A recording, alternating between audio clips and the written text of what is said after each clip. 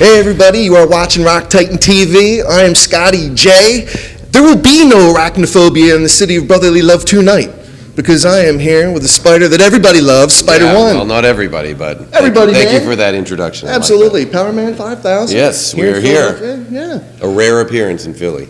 It's been a while. Yeah, we were just talking about You told me that. it was 10 years. Yeah. So that could be true, but yeah, the Electric Factory right over yonder. I feel like there may have been a time between there, but you might be right. I know we headlined Electric Factory once. We were there once with Danzig. This is like way back in the day. I think Tom may have actually been at that show with Glenn. And we did, I remember really early days. I don't even know if it's around. Is the Trocadero still around? Oh yeah, it's right downtown, yeah. We actually opened for Slayer. At the Trocadero, yeah, so that was pretty, and these are like, this is early days. So right. It's good to be back. Yeah. No, and here Slayer is, on their farewell tour. Lucky them. Yeah, right. Get to put their feet up and watch some Netflix. Yeah, Netflix and chill. Yeah. But you're going to be around for a while. Listen, I never imagined I'd ever be around this long. I thought every time I started a band with no plan, no idea of, this making a career or having it, be anything that I would do other than just for fun with some friends. And then here you are. Fast forward, 25 years later, and here we are still doing it. Yeah. So New Wave, that's your latest album that you just put out last year. Now that's your 9th studio album. I think there's actually 11. 11. It's hard to, it's like I lose between count. the LP, the EP, and live there's albums. EP. There's I mean, it might even be more than 11. I mean, it's because there's like a Cover Tunes record in sure. There's the EP when we went to South Korea, and there's the re-release of, I don't know. So it's somewhere between 9 and 100, I think. Is The New Wave is what we're supporting right now. Yes, that is the newest record. Right, yeah. Very cool. Now, one of the things I wanted to talk about was some of your music videos off that album. Yeah. And there's one in particular, David fucking Bowie. David fucking Bowie, yeah. Now, do you remember when you put the makeup on to look like Ziggy Stardust?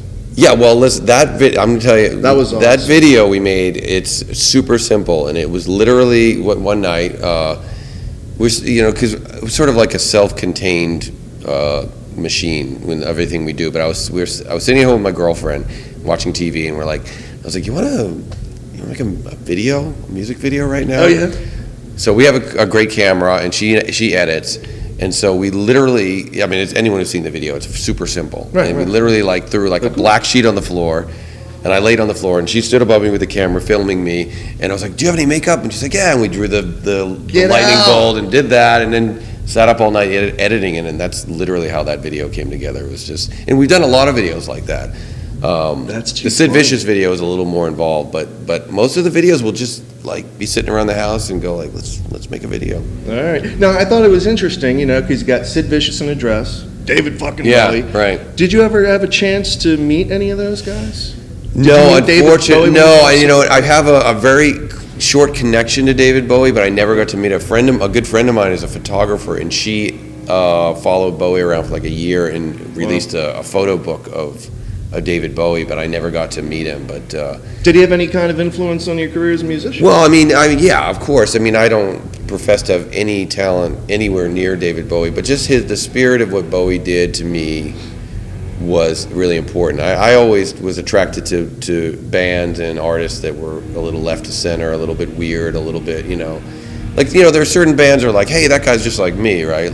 But then there are other guys that are like, that guy seems like he's from another planet, and that was always David Bowie. Right on, and he was big here in Philly, that's for sure. Just, great, everything he put out was awesome, so. Yeah. Now, Sid Vicious, Sex Pistols, were you actually into the Sex Pistols at all back in the day? Yeah, I grew up a punk rock kid, straight up. I grew up in Massachusetts in a little town called Haverhill, and I just started discovering the Clash and the Ramones and the Sex Pistols, and that led to hardcore band like Black Flag, Minor Threat, and then that led to finding out about this whole local hardcore scene in Boston. So I would take the train into Boston every Sunday to these all ages hardcore matinees, and just get to see all these great bands, all the bands that kids buy patches for at Hot Topic. I was there, you know what I mean? So that was the music to me that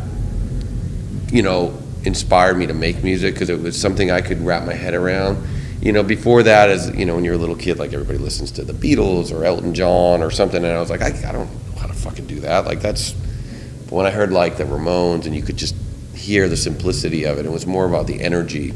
And so even though Powerman's not a punk rock band, I've always tried to infuse that punk rock attitude and energy into what we do. Yeah. Now, you talk about some of those influences and some of the things that you like to fuse into what you do, and some early influences again, Now, obviously, everyone knows your brother, and I don't want to go, and this is not a Rob Zombie interview, but he's your brother, Yeah, of course. Did you guys kind of develop a love? Now he's a few years older, but did your love for music at all stem at all from maybe some of the things that he was into, or did you guys really kind of grow up in your own way and go in your own direction? We kind of, we're only a couple of years apart, so we sort of discovered things at the same time. Okay, you know what I mean. That's where I was going. Yeah. But there was always a little divide to what I'd be listening to. We ended up.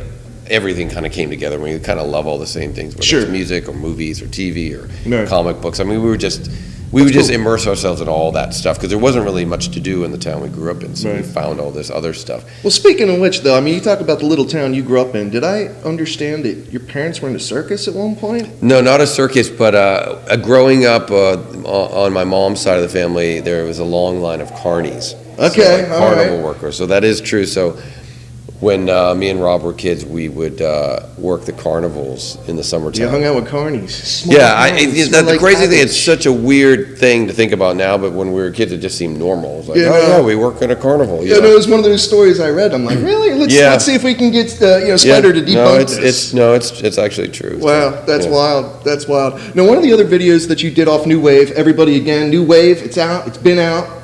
Go to powerman5000.com, get it, all right? That's right.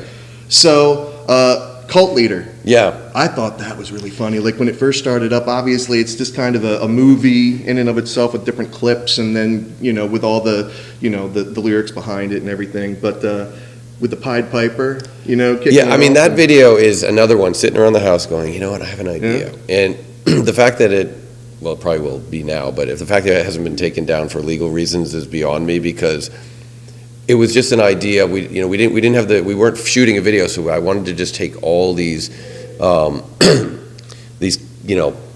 only actual cult leaders in cult fanatic like Jim Jones and Charles Manson, but also on the popular culture side, Oprah Winfrey and Tom Cruise and Kim Kardashian, and just sort of put this crazy compilation of all this footage of all these people, and just to sort of shine a light on how we are just a follow culture. We literally follow people, through apps and websites. Social media is insane. Yeah, so that was the idea, and that's one of my favorite videos we've ever done.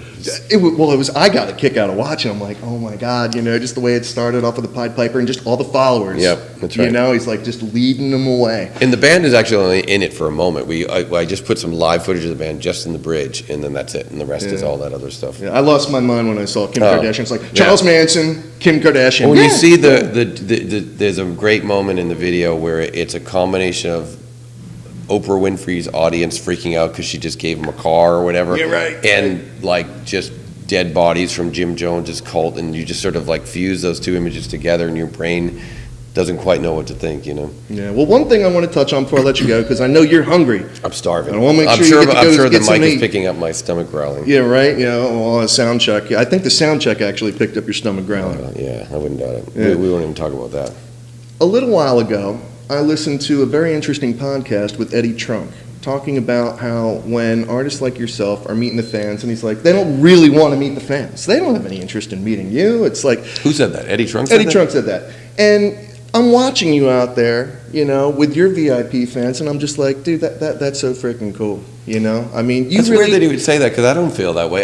Listen. Well, you were really into it. That's what I'm saying.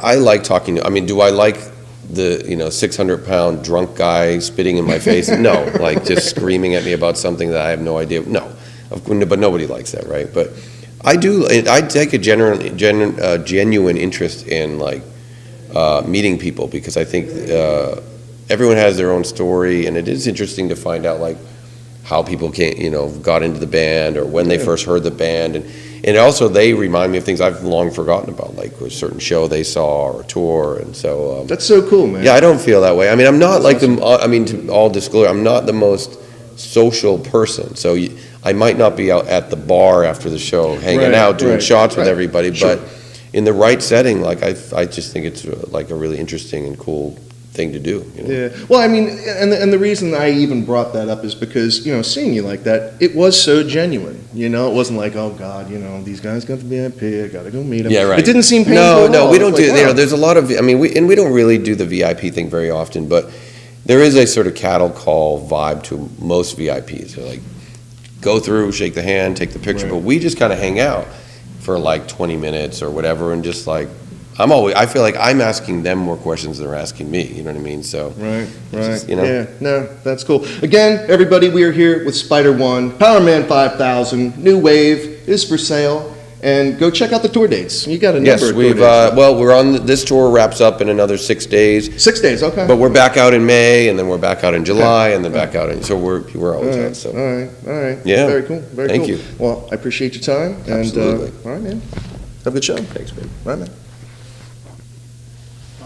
Thanks again for watching. Please remember to subscribe to us on YouTube and follow us on Instagram, Facebook, and Twitter.